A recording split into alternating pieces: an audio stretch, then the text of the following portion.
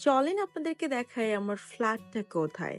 কত সুন্দর, ভিতরে কেমন এবং বাইরে কেমন। আসসালামু আলাইকুম এভরিওয়ান, দিস ইজ নুসরাত। স্বপ্ন যখন মানুষের পূরণ হয় তখন তো বেশ ভালো লাগে। তবে নিজের স্বপ্নগুলো যদি নিজে পূরণ করা যায়, এটার কিন্তু মজাই আলাদা।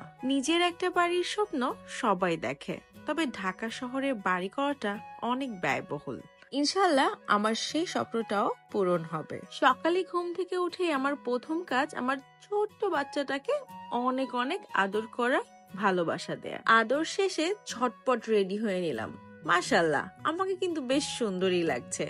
সাজুগুজু শেষে গাড়ি নিয়ে বের হয়ে গেলাম, কারণ আমার গন্তব্য আমার নিজের বাসা। কার ড্রাইভ করতে আমার বেশ মজা লাগে।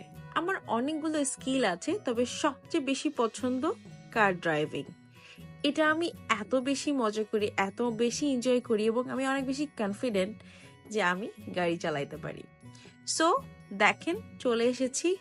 ওই যে আমার বাসা দেখা গেল।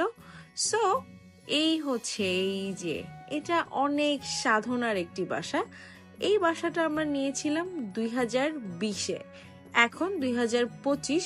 ইনশাল্লাহ এ বছরের ডিসেম্বরের দিকে হাতে পেয়ে যাব। দেখেন দেখেন, মাশাল্লাহ, বাইরেটা কিন্তু খুবই সুন্দর, সবুজে ঘেরা। ওই যে দেখছেন একটা বাসা, ওটা কিন্তু আমার না। আর এখন যে বাসাটা দেখছেন সেটা আমার বাসার ঠিক অপোজিটে। সো ওখানে বসে লেআউট চেক করছিলাম। এটা যেহেতু আমার নিজের প্রথম বাসা, তাই এটা নিয়ে বেশ জল্পনা কল্পনা আছে। ইনশাল্লাহ পূরণও করব।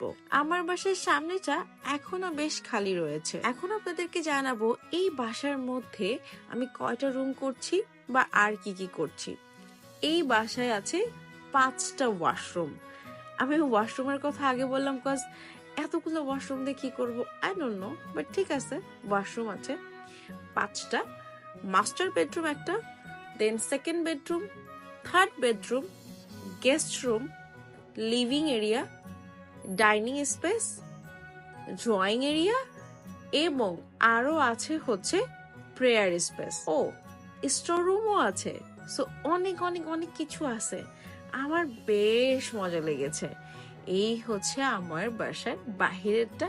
এখন ইনশাল্লাহ 2025-এর ডিসেম্বরে এটা অনেক বেশি সুন্দর হয়ে যাবে, এবং আমি এখানে আরামসে থাকতে পারবো।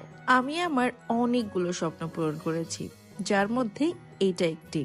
আপনি আপনার কি কি স্বপ্ন পূরণ করলেন অবশ্যই কমেন্ট করে জানাবেন।